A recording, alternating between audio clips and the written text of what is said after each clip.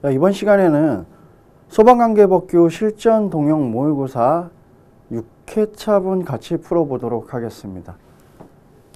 1번 문제부터 살펴보시면요. 자, 소방시설공사업법에 관련돼서 물어봤습니다. 소방시설공사업자가 하자보수 기간 동안 보관하여야 되는 관계 서류에 해당하지 않는 것은 1번 소방시설 감리 기록부, 2번 소방공사죠. 1번도 1번 소방공사 감리 기록부, 2번 소방공사 감리 일자, 3번 소방공사 현장 방문 일지, 4번 소방시설의 완공 당시 설계도. 자, 기본적으로 소방공사 현장 방문 일지는요, 방문했던 거는요, 하자보수 기간 뭐 이런 거하고 전혀 해당이 없습니다. 그래서 방문 일지는 해당 사항이 없고요. 특히 여기 또 4번 지문도 잘 보셔야 되는 게 소방시설의 완공 당시 설계도서지 뭐 시공 당시라든가 착공 당시라든가 그때 설계도서면요 해당 사항이 없습니다. 지문도 잘 보셔야 돼요. 여기서는 일단은 소방공사 현장 방문 일지 같은 경우는요 이 사람이 방문했다 안 했다는요 감리 일지하고는 감리 업무하고 전혀 무관합니다. 그렇기 때문에 여기서는 해당 사항이 없어요. 그래서 여기서는 3번 소방공사 현장 방문 일지는요 해당 사항이 없다 생각하시면 돼요. 자, 다음 2번 문제 보겠습니다. 2번 문제는요 성능 위주 설계입니다. 자, 성능 위주 설계는요 성능 위주 설계 시 고려돼야 되는 거 뭐 가연물의 양이라든가 종류부터 해서 6가지 나오는 거 있습니다. 그거 잘 암기하시고요. 성능 위주 설계를 해야 되는 것들에 대해서 뭐 그 인원 배치 기준 외우셔야 되고, 또 성능 위주 설계 공사를 외우실 때 그 뒤에 나오는 내진 설계 기준도 잘 기억하셔야 된다 그랬습니다. 내진 설계 기준은 외우시는 거 간단하다 그랬습니다. 물이나 소화 설비나 뭐 어떤 그 소화 약재와 관련된 것들이 발사되는 것들, 물이나 소화 약재가 발사되는 것들이 내진 설계 기준 안에 포함된다라고 해서 외우시면 된다 그랬어요. 정 못 외우시겠으면 발사되는 게 아닌 것들만 찾으셔도 답은 나온다고 설명드렸었습니다. 성능 위주 설계를 할 수 있는 자의 자격, 기술, 인력 및 자격에 따른 설계의 범위와 그 밖에 필요한 사항은 정하는 기준은 무엇인가? 라고 물어봤습니다. 자, 이런 경우는요, 대통령령으로 정하는 게 기본입니다. 이거는 뭐, 그냥 이거 지문과 문제 자체를 외우셔야죠. 자, 성능 위주 설계의 자격, 기술, 인력 및 기술에 따른 설계의 범위와 그 밖에 필요한 사항은 대통령령으로 정한다. 이렇게 외워두시면 됩니다. 다음 3번 문제로 넘어가겠습니다. 자, 3번 문제는요. 국가, 지방자치단체 또는 공공기관이 나옵니다. 발주하는 소방시설 공사 등을 하도급했습니다. 하도급이라는 건 도급받고 한 번 더 넘기는 거죠. 하도급한 경우 발주자가 누구나 볼 수 있는 방법으로 공개해야 되는 항목으로 옳지 않은 것은 1번 공사명, 이거 무슨 공사인지, 2번째 예정가격 및 수급인의 도급금액 낙찰률, 3번 수급인인데 수급인의 상호 대표자 업종 및 등록번호 영업 소재지, 4번 하수급인이 나옵니다. 자, 하수급인은요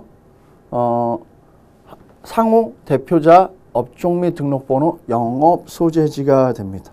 자, 그래서 업종 및 등록번호는요 수급인이 아닌 하수급인만 해당돼야 됩니다. 그래서 요게 지어져야 되고요. 수급인은요 상호 및 대표자, 그 다음에 영업 소재지까지만 공개를 하면 되고요. 업종 및 등록번호는 수급인이 아닌 하수급인이 포함된다라고 기억을 하시면 됩니다. 그래서 답은 틀린 게 3번이 해당된다. 다음 4번 문제 이어서 살펴보도록 하겠습니다. 이번에는 방염 처리와 관련된 문제인데요. 방염 처리 능력 평가 및 공시사항으로 옳지 않은 것은? 라고 물어봤습니다. 방염은 기본적으로 소방시설 공사업법과요, 화재 예방 소방시설 설치 유지 안전관리에 관한 법률 2군데서 정리가 되어 있습니다. 그런데 이 방염 처리와 관련된 것들은 이 공사 쪽에서 시험 문제에 나올 수 있고요. 화재 예방 소방시설 설치 유지 안전관리에 관한 법률에서 방염이 시험 문제에 나온다 그러면 방염 처리 기준이라든가 대상이 나오겠죠. 물론 시험은 화재 예방 쪽에서 조금 더 많이 나온다, 빈도수가 높다라고 생각을 하시면 돼요. 자, 1번부터 한번 살펴보시면요. 협회는 옳지 않은 것입니다. 공시사항으로. 협회는 제출된 서류가 거짓으로 확인된 경우에는 확인된 날로부터 10일 이내에 방염 처리업자의 방염 처리 능력을 새로 평가하고 해당 방염 처리업자의 등록 수첩에 그 사실을 기재해서 발급해야 된다. 맞는 표현입니다. 2번 협회는 방염 처리 능력을 평가한 경우에는 매년 7월 31일까지 협회 인터넷 홈페이지에 공고하는 걸 원칙으로 합니다. 그런데 다만 19조의 2의 제3항 또는 제3항에 따라 방염 처리 능력을 평가한 경우에는 이거는 날짜를 좀 지나서 그때 합격을 못하고 날짜를 지나거나 아니면은 양수가 돼서 그거나 상속이 되거나 해갖고 그 사업주가 바뀌는 경우들이 있을 수 있어요. 그래서 그때 그 날짜에 못하는 경우도 있습니다. 그렇게 예외적인 상황들은 그 이후에 한다라는 개념이에요. 그 이후에 한 경우에는 평가 완료일로부터 10일 이내에 공시하게 되어 있다. 다음 3번 방염 처리 능력 평가의 유효기간은 공사일로부터 1년으로 한다. 4번 방염 처리 능력 평가 및 공시에 필요한 세부 규정은 협회가 정하게 되어 있습니다. 여기까지 맞죠? 그런데 행정안전부 장관의 승인을 한다. 행정안전부 장관이 그렇게 한가하지는 않으십니다. 여기서 행정안전부 장관이 아니라요. 이 방역과 관련된 이 평가고시는요. 소방청장한테 승인을 받으면 됩니다. 그렇기 때문에 여기서는 지금 4번이죠. 행정안전부 장관이 아닌 소방청장의 승인을 받게 되어 있다. 입니다. 그래서 4번이 틀린 얘기가 됩니다. 다음 5번 문제 보시겠습니다. 5번 문제는요. 소방시설 관리업의 기술, 인력, 장비 등 관리업의 등록 기준에 관해서 필요한 사항은 무엇으로 정하는가? 기본적으로 여러분들 소방에서 법령이 나온다면 일단 의회에서 만든 법이 있고요. 대통령령하고 행정안전부령. 왜냐하면 여기서는 이 소방청장이 정하면 고시사항이 되기 때문에 행정규칙이기 때문에 행정규칙사항이기 때문에 해당 사항이 없다라고 보시면 되고 거의 시도지사가 정하는 것은 시도조례입니다. 시도와 관련돼서 즉 작은 범위 자기네 지역 내에서만 정한다 정도로 생각을 하시면 돼요. 그래서 소방시설 관리업의 기술 인력 장비 등과 관련된 사항은 기본적으로 대통령령으로 정하는 것을 원칙으로 한다라고 생각을 하시면 돼요. 그래서 여기서는 답은 1번이 됐다라고 생각을 하시면 돼요. 요거는 대체적으로 기술 인력 장비 등록 기준 이런 것들은 소방시설 관리업뿐만이 아니라요. 다른 분야하고도 맞닿아 있습니다. 그렇기 때문에 행정안전부령만으로 일률적으로 규율하기는 좀 어렵다라고 보시면 됩니다. 다음 6번 문제 보시겠습니다. 6번 문제는요. 소방안전관리 대상물의 관계인. 이것도 화재 예방 소방시설 설치 유지 안전관리에 관한 법률에서 나오는 거죠.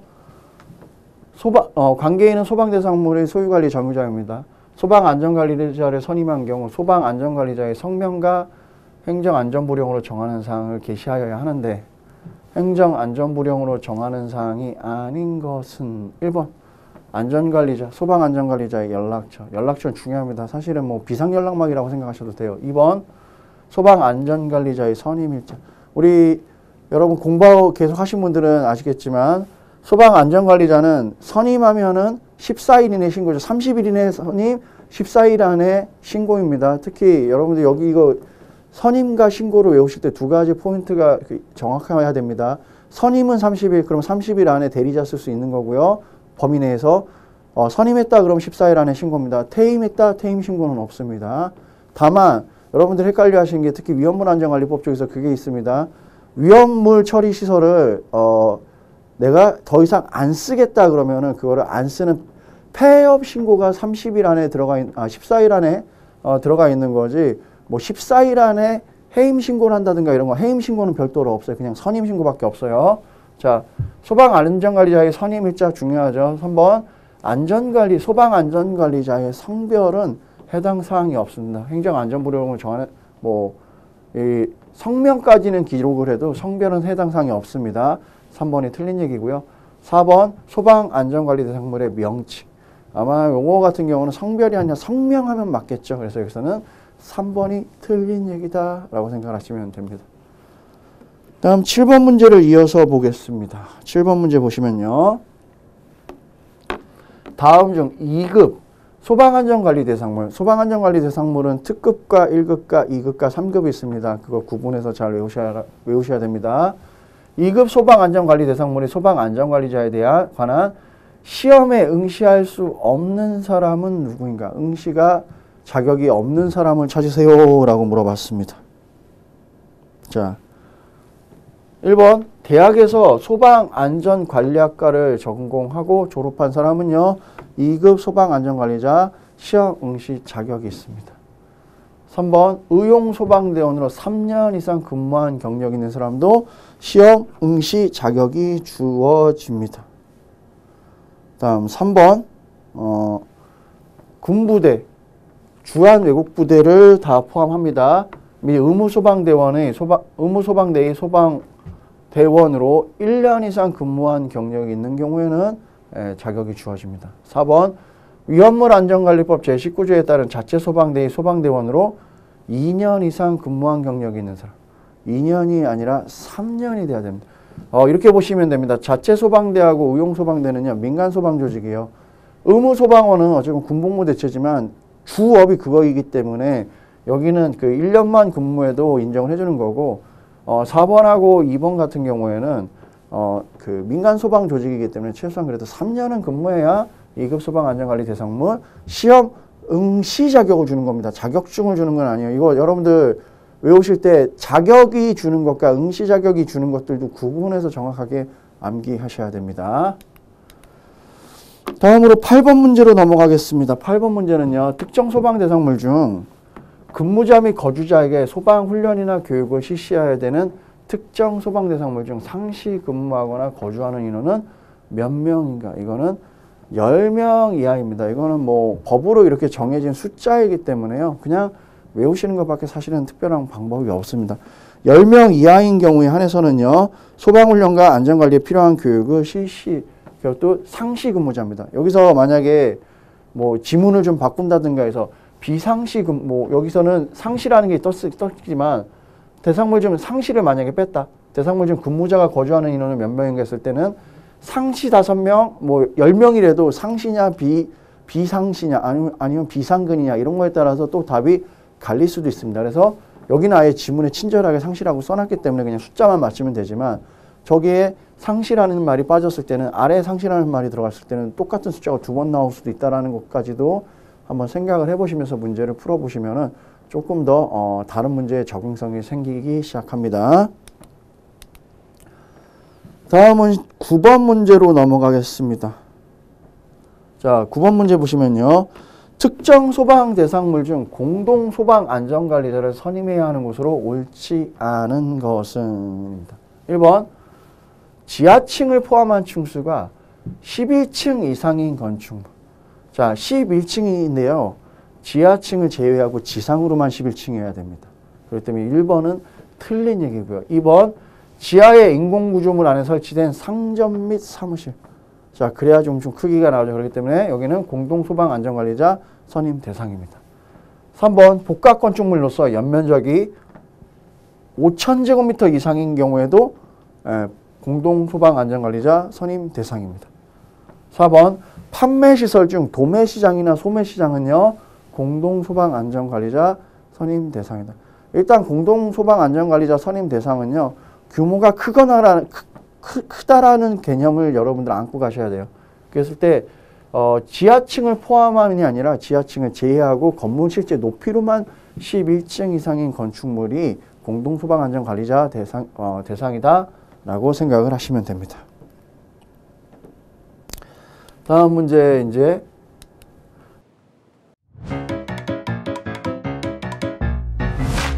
에듀윌 유료 회원만의 특별한 서비스.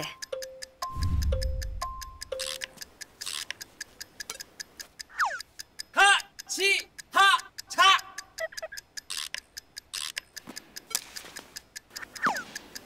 하치하차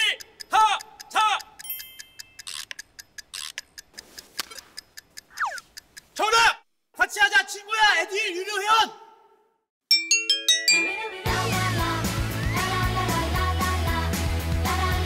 친구 소개하고 현금 받는 혜택. 오직 에듀윌 유료 회원에게만. 에듀윌. 다음 10번 문제 이어서 살펴보도록 하겠습니다. 자, 10번 문제 보시면요. 소방청장이 실시하는 특급 소방안전관리자 시험을요.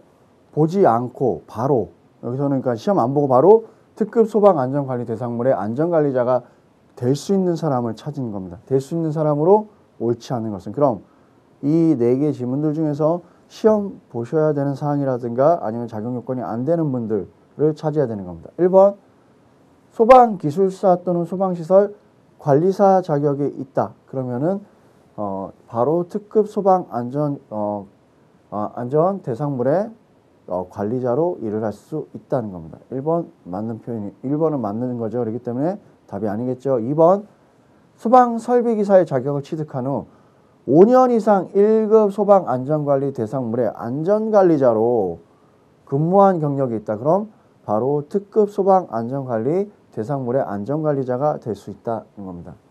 3번 소방 설비 산업기사의 자격을 취득했습니다. 그러고 나서 7년 이상 1급 소방 안전관리 대상물의 소방 안전관리자로 근무한 실무 경력이 있는 경우 또한 가능합니다. 4번 소방 공무원으로 15년 이상 근무한 경력이 있는 사람은 바로 특급 소방 안전관리자가 될 수 있느냐? 아니죠.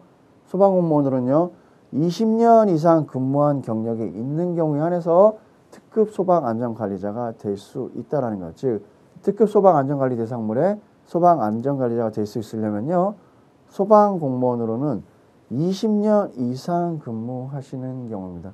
특히 여러분들 요거 공부하실 때요 특급 소방 안전관리 특급 소방 안전관리자를 두어야 되는 곳, 그 다음에 1급, 2급, 3급이 있습니다. 각각 어느 경우에 안전관리자를 두어야 되는지, 그 다음에 또 그 특급 안전관리자가 될 수 있는 자격 요건이라는 게 있어요. 1급, 2급, 3급 이렇게 있습니다. 요건도 보셔야 되고 그 요건 하단에 보면 또 이런 게 표현되어 있어요. 특급 안전관리자가 바로 될 수 있는 요건이 먼저 나오고 하단에 보시면은 늘 나오는 게 특급 안전관리자가 될 수 있는 시험을 볼 수 있는 자격 요건들이 있어요. 각각 그것도 특급 1급, 2급, 3급에 따라서 어느 경우에 거기에 시험을 응시할 수 있고 어느 경우에 바로 자격을 주어지고 있는지 구분해서 좀 정확하게 암기하시면은요 좀 양은 많기는 합니다. 이 챕터 부분이. 그런데 좀 디테일하게 나오는 문제이긴 한데 이 디테일하게 나오는 문제까지도 여러분들이 충분히 다 푸실 수 있다라고 생각을 하시면 됩니다. 다음 문제 11번으로 보시겠습니다. 11번 문제는요. 위험물 안전관리자입니다. 이건 이제 위험물 안전관리법에 적용을 받겠죠. 위험물 안전관리자에 대한 설명으로 옳지 않은 것은 물어봤어요. 1번 안전관리자를 선임한 제조소 등의 관계인은 그 안전관리자를 해임하거나 안전관리자가 퇴직할 때에는요. 해임하거나 퇴직한 날로부터 20일이 아닙니다. 30일 이내에 다시 안전관리자를 선임해야 된다.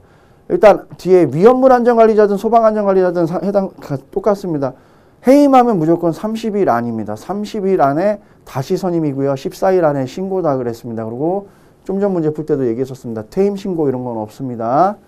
자, 다음 2번 위험물 제조소 등의 관계인은 안전관리자를 선임한 경우에는 선임한 날로부터 14일 이내에 행정안전부령으로 정하는 바에 따라 소방본부장 또는 소방서장에게 신고해야 하는 걸 원칙으로 한다. 좀 전에 얘기했습니다. 30일 안에 선임 그리고 해임하거나 퇴직한 날로부터 30일이고요. 이것도 14일 안에 신고입니다.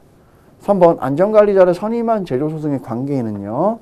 안전관리자가 여행, 질병, 그 밖의 사유로 일시적으로 직무를 수행할 수 없거나 안전관리자의 해임 또는 퇴직과 동시에 다른 안전관리자를 선임하지 못하는 경우 위험물 안전에 관한 기본 지식과 경험이 있는 자로서 행정안전부령으로 정하는 자를 대리자로 지정해서 그 직무를 대행하게 하여야 한다. 대리자 선임 가능합니다. 단 대리자는요. 30일 선임 날짜인 30일을 벗어나지 않는 선에서만 대리자 선임이 가능합니다. 4번 다수의 제조소 등을 동일인이 설치한 경우에는 관계인은 1인의 안전관리자를 중복해서 선임할 수 있다. 이거는 요건이 맞는 경우, 뭐 동일 구내에 100m 이내라든가 이런 요건이 맞는 경우에는 한 명의 안전관리자로 하여금 여러 개를 관리하게 할 수 있다라는 규정이 있습니다. 그렇기 때문에 한 명 1인의 안전관리자를 하여금 중복해서 선임하게 할 수 있다. 이거는 이중 취업하고 해당 사항이 있는 게 아닙니다. 이거는 아예 그러니까는 동일인이 뭐 여러 개의 그 제조소를 갖고 있는 경우에 거리가 가까운 경우와 거리 규정들이 있고요. 아니면 어떤 개별마다 규정도 있으면 그 규정에 맞는다 그러면 한 명의 안전관리자가 여러 개를 관리하게 할 수 있다라는 규정입니다.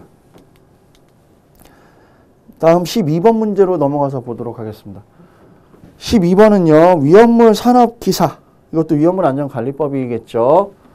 위험물 산업기사, 안전관리교육 이수자 또는 소방공무원 경력자 등 안전관리자를 선임해야 되는 저장소의 기준으로 옳지 않은 것은 하고 물어봤습니다. 자, 1번 문제 보시면요. 제4류 위험물입니다. 제4류 위험물은 위험물안전관리법 지정수량 외우실 때 1류부터 6류까지 외우셔야 된다 그랬습니다. 1류는 산화성 고체, 2류는 가연성 고체, 3류는 자연발화나 금수성 물질, 그리고 4류는 주로 유류라 그랬습니다. 인화성 액체인데 유류를 표현해요.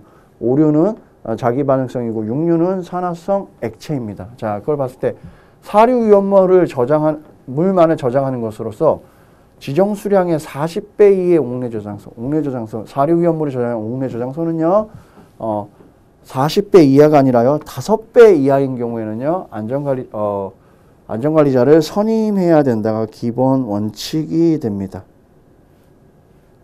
자, 그래서 여기서는 지금, 옥내 저장소인데 40배라고 썼기 때문에 틀렸죠. 5배 이하입니다.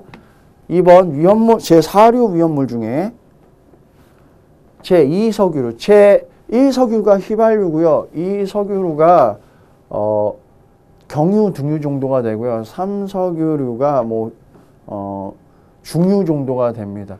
그 다음 4석유류, 동식물류로만을 저장하는 것으로서 지정 수량의 40배 이하의 5개 탱크 저장소. 여기도 안전관리자 선임 대상입니다. 3번 4류 위험물만을 저장하는 것으로서 지정 수량 40배 이하의 지하 탱크 저장소. 4번 4류 위험물만을 저장하는 것으로서 지정 수량의 40배 이하의 5개 저장소 같은 경우는요. 위험물 안전관리자 선임 대상이고요. 여기서 1번 같은 경우는요. 옥내 저장소 같은 경우는요. 40배가 아니라 5배 이상이면 5배로 바꿔야 됩니다. 그래서 여기서는 1번이 틀린 얘기가 됩니다. 다음 13번 문제로 이어서 보시겠습니다. 13번 문제는요. 자, 지정 수량 50배 이하인 소규모 옥내 저장소의 특례 기준에 대한 설명으로 옳지 않은 것은 물어봤습니다.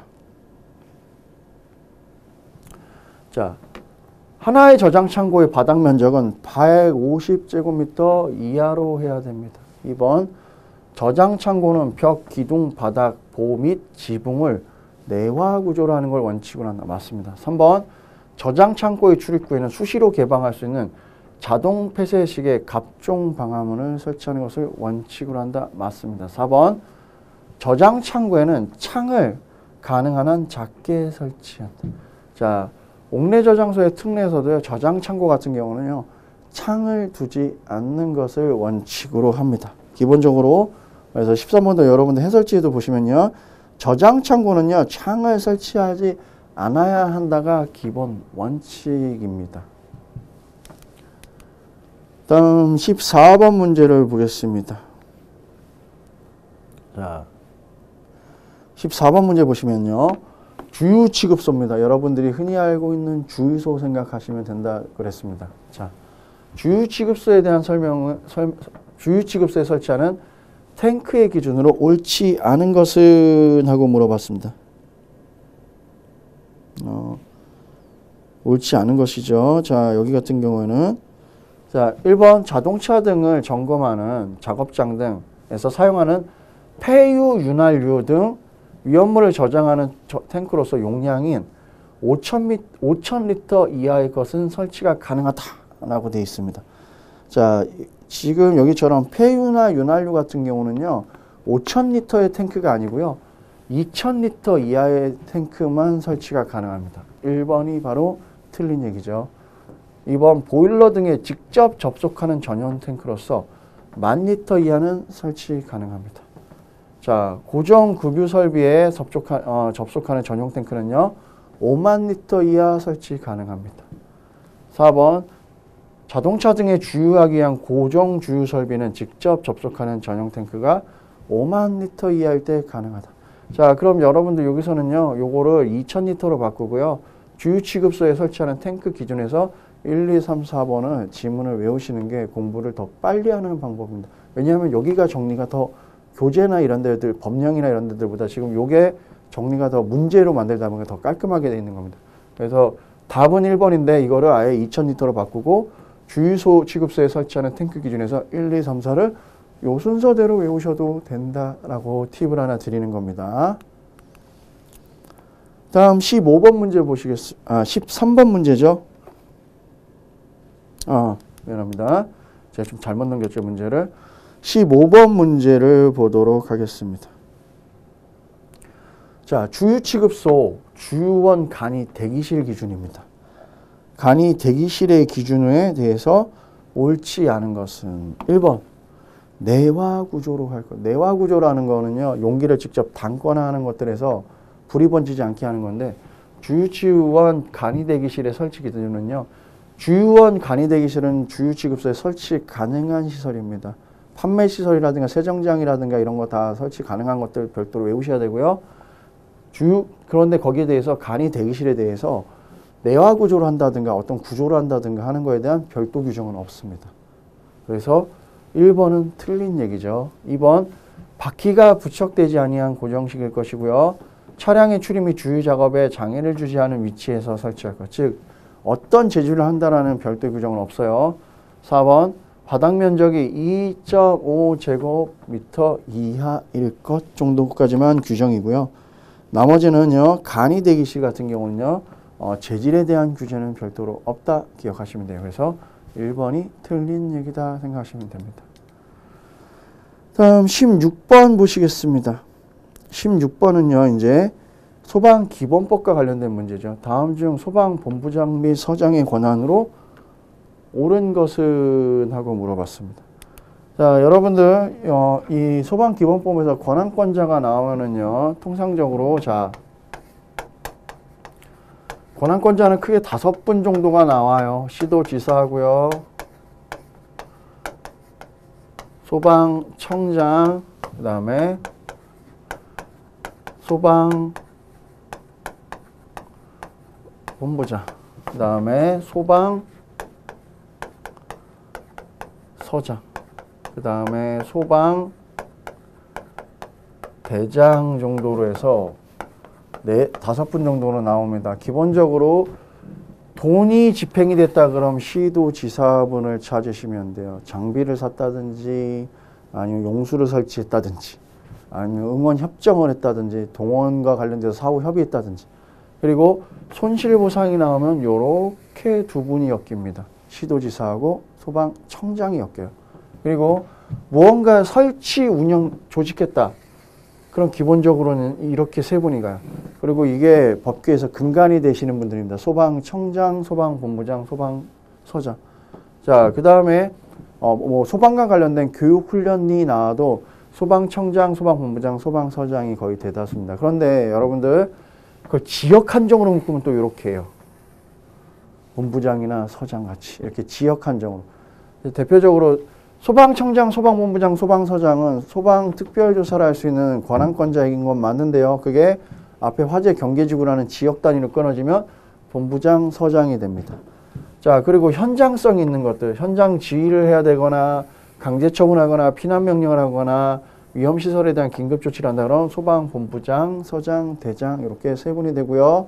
활동구역은 요 분만이 됩니다. 그럼 여기서 여러분들 지금 이 문제에서는요, 요렇게 세 분이 되거나 요렇게 두 분이 되거나 요렇게 세 분이 되는 걸 다 포함해서 요렇게 두 분은 어쨌건 엮일 수 있는 것들을 골라내라고 하는 문제다라고 생각을 하시면 됩니다. 에듀윌 유료회원으로 가입을 했더니 친구 추천 이벤트가 있더라고요. 그래서 주변에 아는 사람들한테 추천을 다 해줬어요. 근데 친구들이 결제할 때마다 10만 원씩 받았거든요. 그래서 한 지금까지 받은 게 200만 원 가까이 되는 것 같아요. 자, 그랬을 때 다시 보시면요. 본부장하고 서장이에요. 그러면은 청장, 본부장, 서장이 하는 것들도 있을 수 있고요. 본부장, 서장, 대장이 하는 것도 있을 수 있고요. 본부장, 서장만 하는 고유 업무도 여기선 다 답이 될 수 있습니다. 그걸 기준으로 볼게요. 본부장 및 서장의 권한으로 옳은 것은 1번 박물관 등의 설립 운영이 나옵니다. 박물관은요, 소방 청장만의 권한입니다. 용수시설입니다. 용수시설은 돈 써야 돼요. 그럼 여러분들 시도지사의 권한입니다. 자, 그 다음에 화재경계지구안에 대한 화재경계지구안인 관계인에 대한 소방훈련에 필요한 훈련 및 교육이 나옵니다. 자, 화재경계지구안이라는 걸로 묶여서 만약에 화재경계지구안에 소방특별조사도 될 수 있고요. 화재경계지구안에 소방특별조사에 따른 조치명령도 그렇고요. 화재경계지구안의 관계인에 대해서 소방에 필요한 교육 및 훈련은요. 요게 소방 본부장이나 소방서장 이렇게 두 분이 돼야 되는 게 맞고요.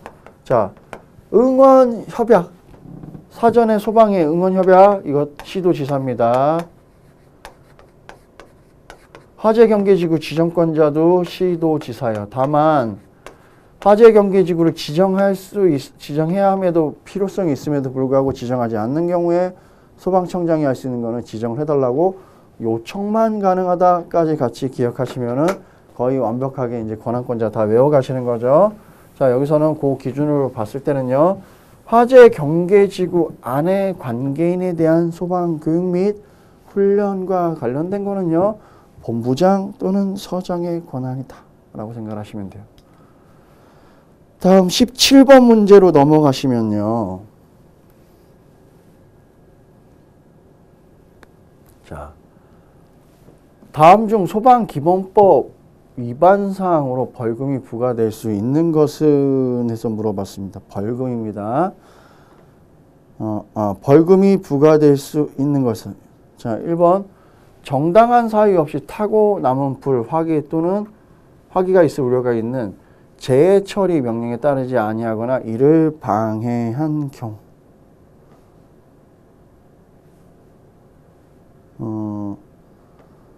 다음 2번 정당한 사유 없이 관계공무원의 출입 또는 조사를 벌금 중에서 가장 많은 벌금을 물어보는 거죠. 가장 많은 벌금이니까요. 자, 정당한 사유 없이 타고남은 불 또는 화기가 있을 우려가 있는 재해를 재해 처리 명령에 따르지 아니하는 경우에는요, 이거는 200만 원 이하의 벌금이 되죠. 200만 원. 그다음 정당한 사유 없이 관계 공무원의 출입 또는 조사를, 이거는 이제 화재 조사. 왜냐하면은 화재 조사로 보셔야 돼요. 화재 조사와 관련된 거, 이건 200만 원이 되고요.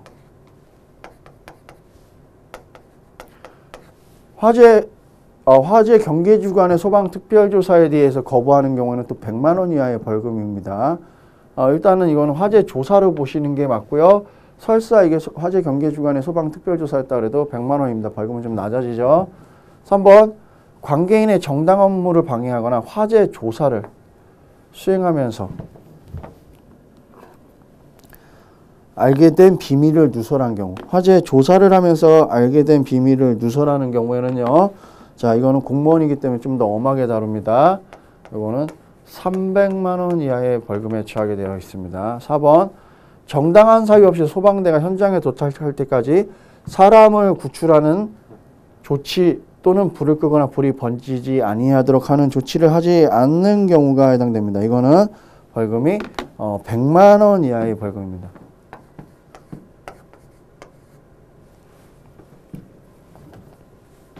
이거는 100만 원 이하의 벌금이 돼요. 자, 그랬을 때 여러분들 여기서 또 한 가지 구분점은 뭐냐면은요. 자, 이거는 누구를 규율하고 있냐면 1번 정당한 사유 없이 안 치운 거예요. 이거 관계인을 규율하고 있어요. 2번 자, 이것 또한 관계인을 규율하고 있어요. 이거는 소방 공무원을 규율하고 있는 겁니다. 4번은 관계인을 규율하고 있어요. 이런 구분점으로만 찾으셔도 답이 하나가 걸리죠. 그리고 기본적으로 관계인과 소방 공무원이 있다 그러면은 당연히 소방 공무원을 더 엄하게 처벌하는 것을 기본 원칙으로 한다라고 생각을 하시면 돼요. 그래서 이거는 뭐 화재 조사든 화재 경계 주간의 소방 특별 조사든 간은요, 전부 다 뭐 100만 원 혹은 200만 원입니다. 여기서는 일단 화재 조사로 좀 높은 벌금으로 잡아도 200만 원이고요. 정당한 업무를 방해하거나 뭐 조사를 하면서 알게 된 비밀 누설했다. 이거는 소방 공무원에 대한 규율입니다. 그렇기 때문에 관계인에 대한 규정보다는 조금 더 엄하게 본다. 그래서 여기서는 3번이 혼자 300만 원이고요. 200만 원, 200만 원, 300만 원, 100만 원의 벌금 정도가 된다라고 생각을 하시면 됩니다. 다음은 이제 18번 문제를 보도록 하겠습니다. 18번 문제는요. 소방 용수시설의 설치 기준상 소방용 호수와 연결하는 소화전 연결 금속구입니다. 자, 소방기본법에서 소화전과 연결돼서 그 금속 어떤 숫자가 나왔는데 이상과 이하가 안 붙는 거의 유일한 숫자입니다. 이거는 연결할 수 있는 모듈, 그렇게 연결되는 부분이죠. 그래서 일관적으로 다 통일이 돼야 돼요. 그래서 이거는 그냥 무조건 외우셔야 되는 겁니다. 65mm로 규정. 이거를 65mm보다 이상이다, 이하로 해놓으면요. 자, 어느 경우는 와서 이게 연결이 안 될 수가 있어요. 그럼 물은 뭐 줄줄줄줄 새겠죠. 아니면은 아예 연결이 안 돼서 쓰지를 못한다든가. 그렇기 때문에 65mm로 정해주고서 항상 그냥 연결할 수 있게끔 만들어 놨다라는 개념을 잡으시면 됩니다. 그래서 여기서는 답은 65mm다 라고 생각하시면 되고요. 다음 용수시설 중 저수조를 물어봤습니다. 저수조라는 거는요. 저수조 설치 기준으로 옳지 않은 것은 하고 물어봤는데 저수조는 소방차에다가 물을 공급하는 개념이에요. 그래서 지금 그려드리는 건 저수조 그림은 아닌데 저수조를 좀 쉽게 외우시라고 제가 그려드리는 그림입니다. 자, 그냥 이거를 우선은 저수조라고 인정을 할게요. 저수조 모양은 아니지만. 그런데 좀 전에도 얘기했었습니다. 저수조는 기본적으로 그 소방차에다가 펌프차에다가 물을 공급하는 기준이 돼요. 자, 그래서 뭐 요거를 그냥 좀 우스꽝스럽게 그리긴 했지만 자, 소방 자동차라고 그냥 인정을 할게요. 왜냐하면 뭐 잘 그려봐야 여러분들도 이렇게 시험장에서는 대충 그리셔야 됩니다. 그래야 빨리 진행이 되죠. 자, 높이는 여기를 얘기합니다. 즉 소방 자동차에다가 물을 공급하는 높이는요 4.5m 이하여야 됩니다. 이게 왜 4.5m 이하여야 되냐면 자, 이건 소방 펌프차입니다. 소방 펌프차라는 건요, 펌프가 들어있다는 건 두 가지의 취약점이 있어요. 이물질이 끼거나 공기가 차면은, 많이 끼어 있으면은 펌프는 망가집니다. 그렇기 때문에 이 높이를 4.5m 정도로 규정을 해서 거품을 덜 끼게 만드는 겁니다. 그 이유는 자, 여러분들이 주전자에다 물을 따라 보셔도 느끼실 거예요. 자, 컵이 이렇게 있는데 주전자를 여기다 대고 물을 따를 때 하고 이만큼 올라갈 때 당연히 올라가면 올라갈수록 거품은 많이 생기죠. 컵에도 맹물도 거품 생깁니다. 그렇기 때문에 4.5m 이하고요. 자, 여기 물을 공급해주는 공급관은요. 자, 이거는 원형일 때는 지름 기준이 됩니다. 지름 기준으로요. 자, 지름 60cm 이상. 그리고 사각일 때는요. 한 변이 60cm 이상이어야 되는 겁니다. 자, 그리고 소방자동차가 언제든지 쉽게 접근할 수 있는 구조여야 되는 거고요. 자, 여기를 흡수심이라고 하는데 이 흡수심은요. 0.5m 이상이 돼야 된다. 왜냐하면 침전물 같은 거, 찌꺼기 같은 게 여기에 가라앉아야 돼요. 그 공간을 주기 위해서 0.5m 이상의 공간을 두는 거고요. 자, 그리고 여기다가는요, 망을 설치해서 언제든지 망을 치워서 여기 이물질들을 다 걸러낼 수 있는 방식을 채택해야 된다. 그리고 자, 물을 공급하는 방식입니다. 이거는 자동식이어야 되고요. 두 가지 조건이 붙어요. 상수도식입니다. 자, 즉 상수도에 연결해서 물이 빠진과 동시에 자동으로 물을 공급하는 방법이에요. 그래서 하나 정리를 다시 해드리면 낙차는 4.5m 이내여야 되고요. 자, 여기 물을 공급하는 곳은요. 원형이든 지름이든 60cm 이상. 흡수심이라고 하는 표현은 0.5m 이상, 즉 50cm 이상 있어야 되고요. 망을 설치해야 되고요. 차는 쉽게 왔다 갔다 할 수 있는 구조여야 되고요. 자, 물을 공급하는 방식은요. 자동식인과 동시에 상수도 연결식, 뭐 바꿔서 얘기해도 됩니다. 상수도 연결식에 자동 공급되는 장치로 연결한다. 이렇게 되면은 저수조를 다 외우시는 겁니다. 저수조 문제는 시험에 워낙 자주 등장하는 문제입니다. 그리고 아까도 좀 전에도 얘기했었습니다. 높이 규정을 두는 이유는 소방 펌프차에다가 물을 공급하기 때문에 소방 펌프차에 펌프가 들어가 있다 그러면은 이물질이 끼거나 공기가 많이 끼면 고장날 확률이 높아요. 그래서 그걸 방지하기 위해서 망도 두고 흡수심도 두고 하는 두는 겁니다. 자, 그런데 이제 소방용수시설 중 저수조의 설치 기준을 옳지 않은 것은 1번. 지면으로부터 낙자는 4.5m 이하, 4.5m 맞습니다. 흡수심은 0.5m 이하일 거. 0.5m 이하가 아니고요. 0.5m 이상이 돼야 되겠죠. 그렇기 때문에 여기서는 요게 틀린 게 되죠. 0.5m 이상으로 올라가야 됩니다. 3번 저수조에 물을 공급하는 방식은 자 상수도에 연결해야 되고요. 자동으로 급수가 돼야 된다. 4번 흡수관의 투입구가 사각형인 경우에는 한 변의 길이가 60cm 이상, 원형의 경우에는 지름을 60cm 이상. 그래도 이 정도 크기는 돼야 소방 차는 워낙 물탱크 용량이 큽니다. 그래서 이 정도는 돼야 공급이 된다라고 보는 겁니다. 그렇기 때문에 여기서는 흡수심이 0.5m 이하가 아니고요. 0.5m 이상 혹은 50cm 이상으로 기억을 하셔야 됩니다. 자, 다음은 20번 문제를 보시겠습니다. 20번 문제는요. 자, 20번 문제는 화재 전담 부서입니다. 자, 소방서에서 화재 조사 전담 부서가 있습니다. 그럼 화재 조사 전담 부서에서 갖춰야 될 안전장비가 아닌 것은 혹은 안전장비 중 바르지 않은 것은 해서 물어봤어요. 1번 안전화 당연히 있어야 됩니다. 안전모 있어야 되고요. 안전골이 있어야 되고요. 안전작업복. 이게 작업복이라 그러면 일단은 사실은 거의 맞다라고 봐줄 수도 있는데요. 안전작업복이 아니고요. 보호용 작업복이어야 됩니다. 이게 아니고요. 보호용 작업복이어야 된다. 여러분들 개론을 충실하게 배우신 분들은 아시겠지만 구조대라든가 뭐 화재 조사관이라든가 할 때는요. 본인의 안전을 우선 지켜야 된다는 표현을 계속 씁니다. 그 이유는 본인의 안전이 지켜지지 않으면요.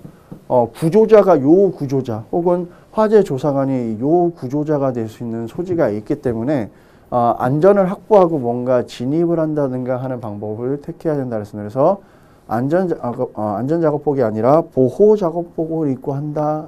작업복이 정식 명칭이다라고 생각을 하시면 됩니다. 그래서 4번이 틀린 지문이 됩니다. 자, 이렇게까지 하시면 여러분들 자 6회까지 해서 모의고사를 전체적으로 다 풀어보셨고요.